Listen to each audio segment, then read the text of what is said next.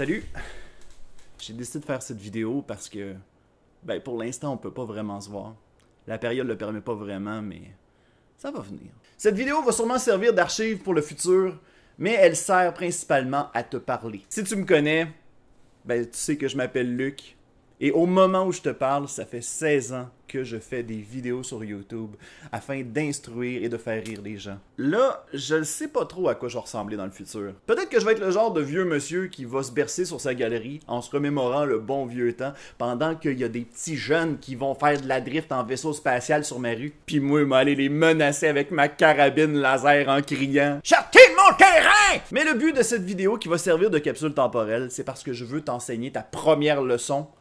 Est-ce que le Mountain Dew rend stérile? Mythe ou réalité?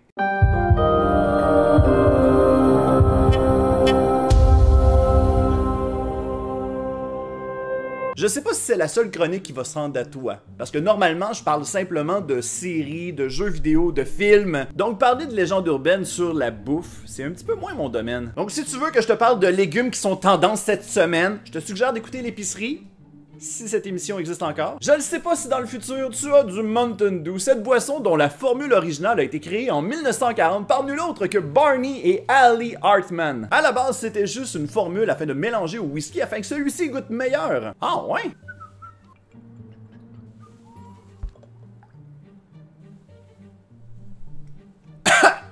Citronné.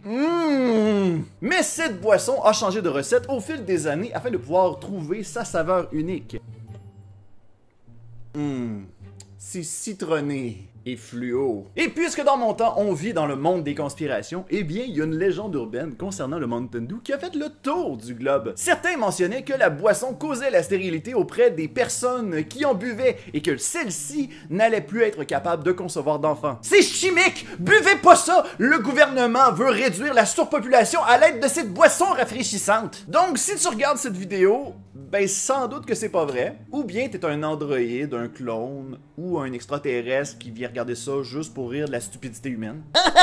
Ces êtres humains du 21e siècle étaient tellement idiots! La rumeur a persisté mentionnant que cet effet secondaire, ben, c'était à cause du colorant qui était utilisé à l'intérieur de cette boisson, c'est-à-dire le Yellow No. 5. Poussin écrasé, joue de Mike Ward... Ah!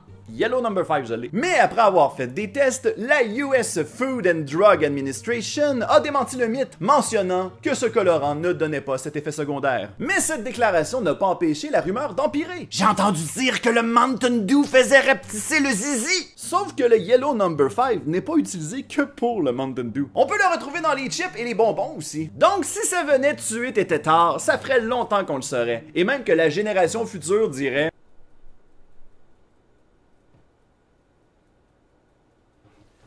En tout cas, il serait pas là pour chialer. Par contre, les chercheurs ont découvert une corrélation entre la consommation de caféine et la rapidité des gamètes. Par exemple, une personne qui va boire un café de 12 onces par jour va voir la motricité de ses spermatozoïdes pas mal plus rapide. Versus une personne qui boit beaucoup trop de caféine, par exemple 4 cafés par jour.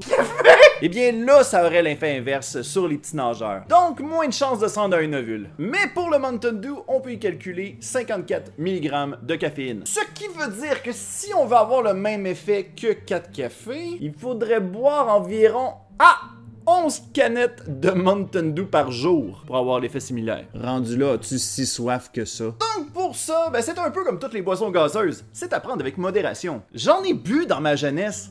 Et ça m'a pas empêché d'avoir un enfant. Un enfant qui va naître bientôt. Et que j'ai hâte de prendre dans mes bras. J'espère que cette vidéo-là va se rendre à toi, mon enfant. Il y a tellement de belles aventures qui t'attendent. Ton papa t'aime.